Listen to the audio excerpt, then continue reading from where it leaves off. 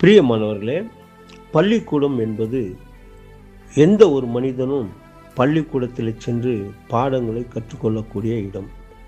அங்கு ஆசிரியர்கள் மாணவர்களுக்கு போதிக்கிற ஒரு காரியம் நாம் பார்க்கின்றோம்.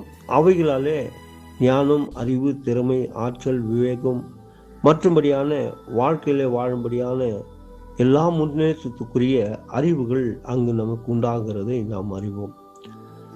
இது உலக பிரகாரமாக ஒரு பள்ளிக்கூடம். இதில் நிச்சயமாக ஒவ்வொரு மனிதர்களும் படித்தறிந்து உலகத்தின் காரியங்களை அறிந்து கொள்ள வேண்டும். இதைவிட மிக முக்கியமான ஒரு பள்ளிக்கூடம் ஒன்று உண்டு. அதை குறித்து இந்த காலவேளையில் நாம் தியானிக்கிறோம். இல்லம் என்னும் பள்ளிக்கூடம் என்ற தலைப்பில் இதை நாம் பார்க்கலாம்.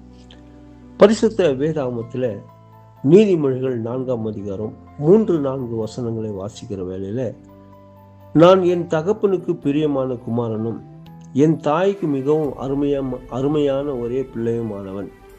அவர் எனக்கு போதித்து சொன்னது, உன் இருதயம் என் வார்த்தைகளை காத்து கொள்ள கடவுது, என் கட்டளைகளை கைக்கொள், அப்பொழுது பிழைப்பா என்று சொல்லி பரிசுத்த வேதாகமத்தில் நீதிமொழிகளை வாசித்து வருகிறோம்.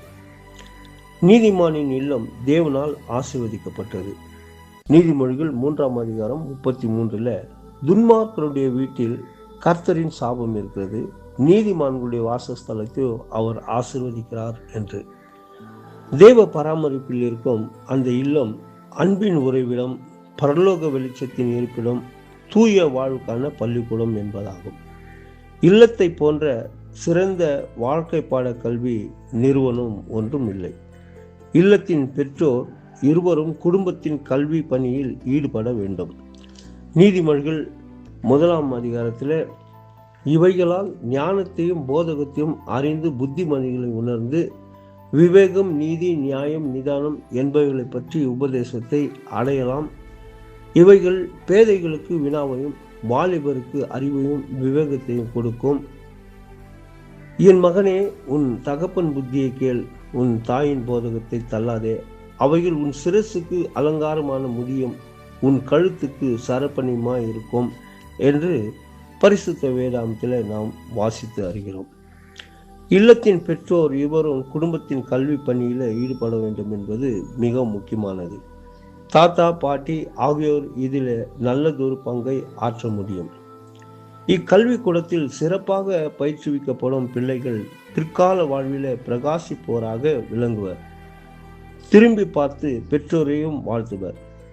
ஆக முதல் நமக்கு பள்ளிக்கூடமானது இல்லம் என்னும் பள்ளிக்கூடமே மிகவும் முக்கியமானது.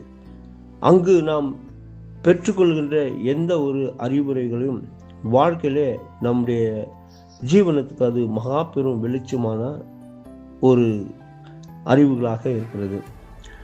ஆக இந்த முதல் இல்ல பள்ளிக்கூடத்திலே அதை நாம் கவனித்து படித்தறிந்து கொள்ள வேண்டும். இதற்கு பெற்றோர்களும் தாத்தா, பாட்டி போன்ற எல்லா உறவினர்கள் பிள்ளைகளை பக்குவமாக அவர்களை வழிநடத்துவதற்கு அவர்கள் தங்களை அர்ப்பணிக்க வேண்டும்.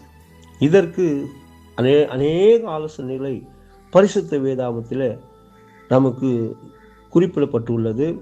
இந்த ஆலோசனைகளாம் கேட்டு இல்லத்திலிருந்தே இந்த பள்ளிக்கூட கற்றுக்கொள்கின்ற பாடங்களை கற்றுக்கொள்வதற்கான முயற்சிகளை நாம் தீவிரமாக எடுத்து அதை மக்களுக்கு நாம் வழங்குவோம், பிள்ளைகளுக்கு வழங்குவோம்.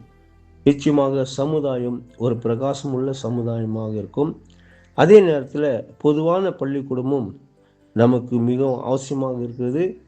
இந்த பள்ளிக்கூடத்திற்கு கீழ்ப்படிவோம். எல்லா ஆசிரியர்கள் கொடுக்கின்ற பாடங்களை நாம் கற்றறிவோம்.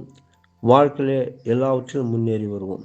கர்த்தர் தாமே நம்மை ஆசீர்வதிப்பாராக. கிறிஸ்துவின் பணியில் கர்த்தருடைய தாசன்.